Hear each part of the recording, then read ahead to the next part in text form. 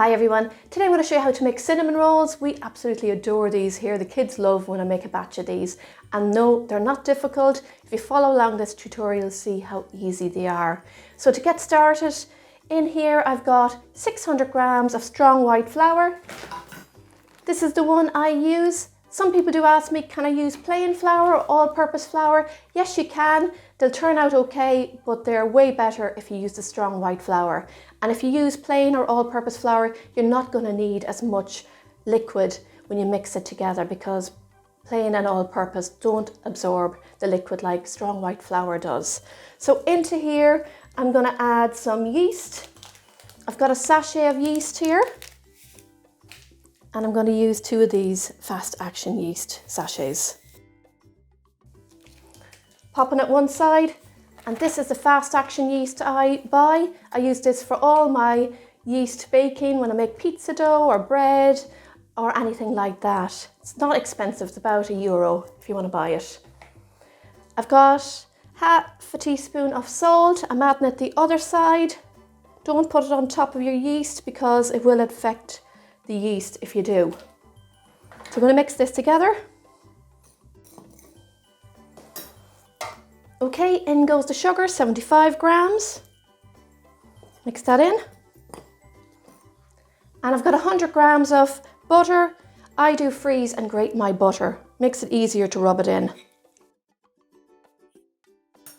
So get that in there. I'm going to rub this in till we have like a breadcrumb consistency.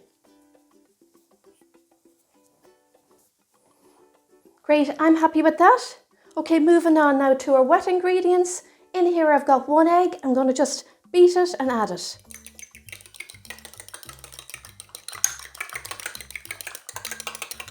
Get it in there. I'm going to add a teaspoon of vanilla extract, give it a nice flavour.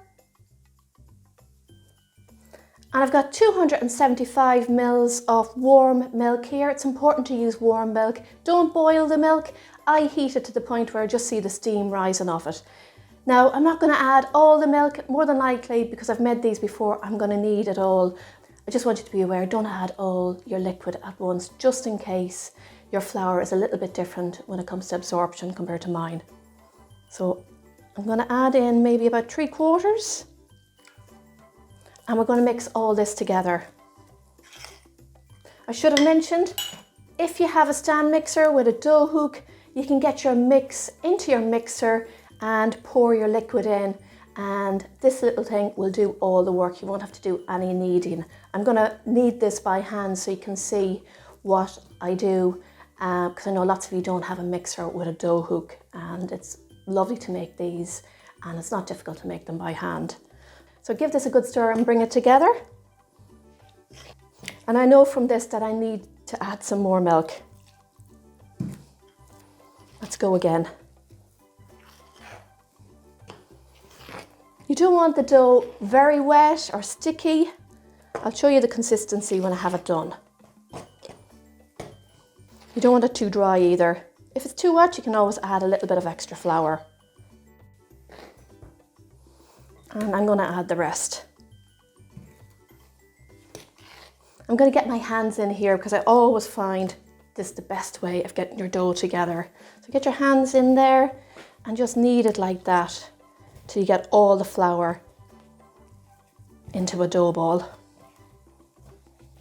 So just go around the bowl like that and scrape up all the bits of flour that's left there.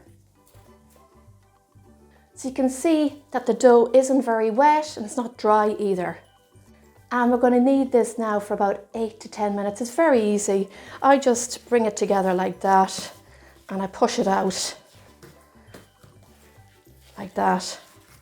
You're stretching the gluten in it. So you just keep doing that for 10 minutes. Quite a few people are afraid of making yeast dough because of this step, but it's not difficult. Just takes a little bit of time. If you get something beautiful like lovely cinnamon rolls or a nice pizza dough, isn't it worth it?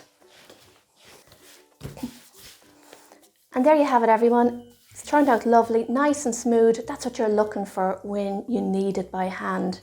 If you've done yours in your stand mixer, you can take it out, just knead it on your worktop with a little bit of flour till you get it nice and smooth like this. So I'm going to get this into a bowl now. I use the one I made my dough in, and I'm going to just put in a little bit of olive oil. I'm going to just rub it around.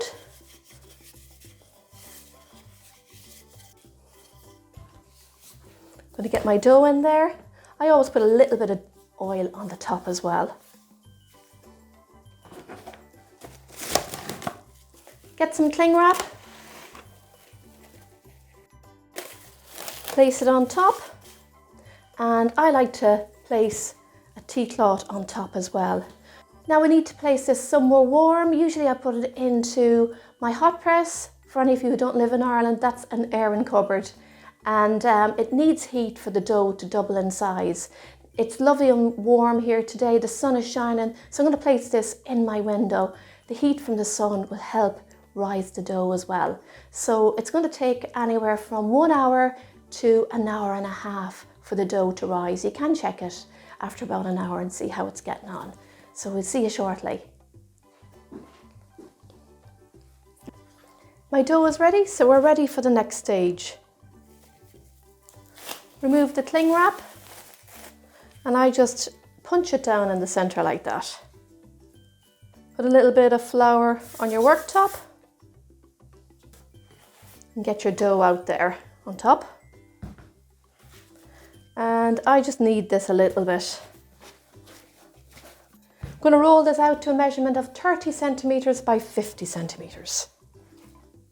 So get your rolling pin and put a bit of flour on it. And just start rolling like that.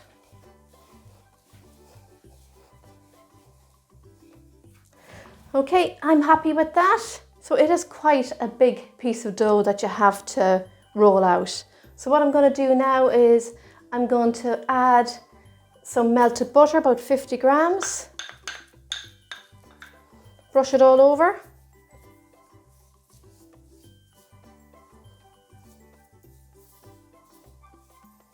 Next for the sugar, I've got 175 grams of light brown sugar here. I'm going to add in 2 tablespoons of cinnamon. Mix it all together. Of course, you could always do half this recipe if you just want to make a small amount of cinnamon rolls. 6 would be perfect. That's well mixed in. And now I'm just going to put this, sprinkle this all over the butter. Smells gorgeous. Cinnamon is absolutely beautiful on anything. You want to cover it completely. All right, now it's time to roll it, and we're going to roll it from the longest length, so over here. So what I do is I just like a Swiss roll, bring up a little bit and just start to roll like that.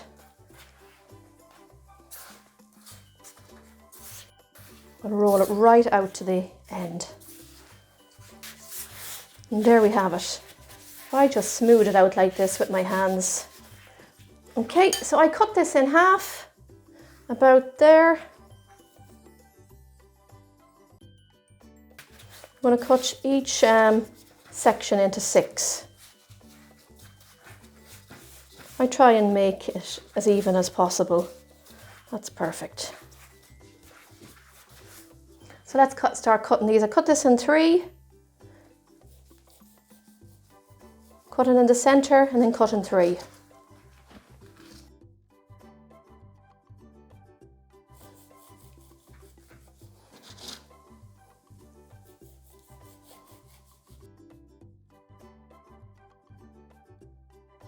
And get my tin now.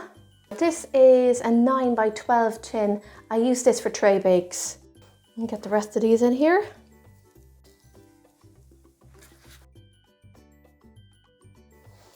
And there you have them. Going to cover these now in a little bit of cling wrap.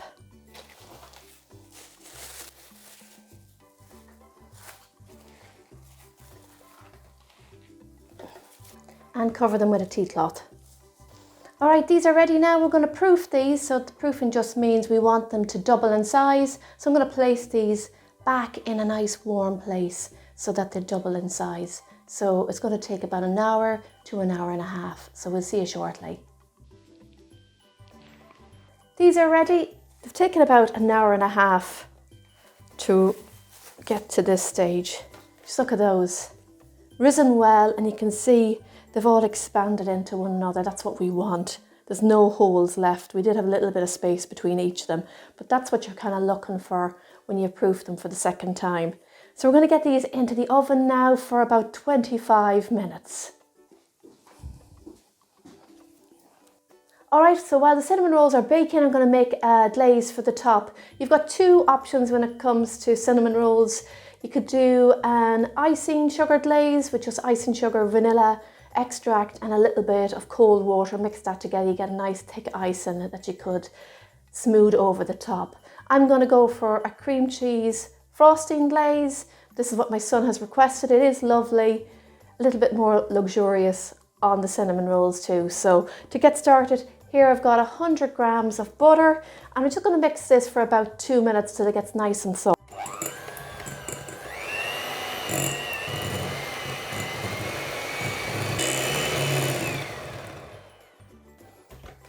Into here I'm going to add in 125 grams of icing sugar. I'm going to add half, mix it in, and then add the other half.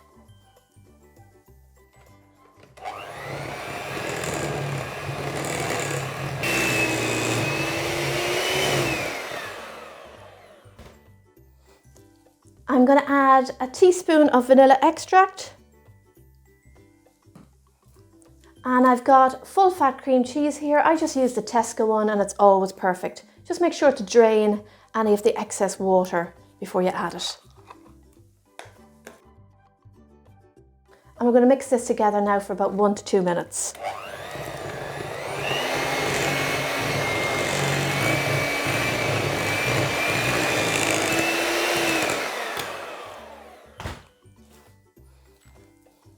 And that's it, everyone. That's my cream cheese frosting. I'm going to store this in the fridge now until I'm ready to put it onto my cinnamon rolls. And here we have them. Cinnamon rolls are fully baked, turned out really well, look absolutely gorgeous, don't they? The colour there and the swirls is just beautiful, I think. The smell in my kitchen from the cinnamon rolls is just something else as well. So I'm going to get my cream cheese frosting on. I like to add the cream cheese frosting when they're a little bit warm, and they're perfect. I like the cream cheese frosting to melt a little bit into the swirls. So let's get our cream cheese frosting onto our cinnamon rolls. Gorgeous.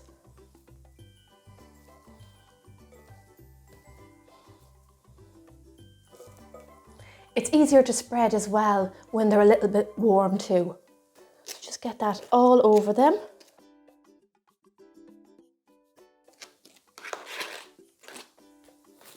And there they are. Look at that. I can't wait to try one. Let's get one out onto a plate and cut it so you can see what it's like.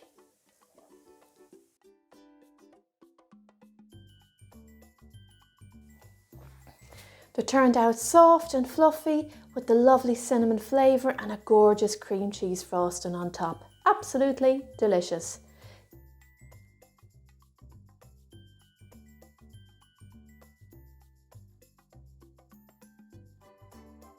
These turned out really well, and as you can see from my video tutorial, they're not that difficult to make. They do take a little bit of time, but they're absolutely amazing when you get an end result like this. Try out the recipe. If you're first time making them, let me know how they turned out. I'd love to hear from you. Thanks so much for watching. Happy baking, everyone, and enjoy. See you soon.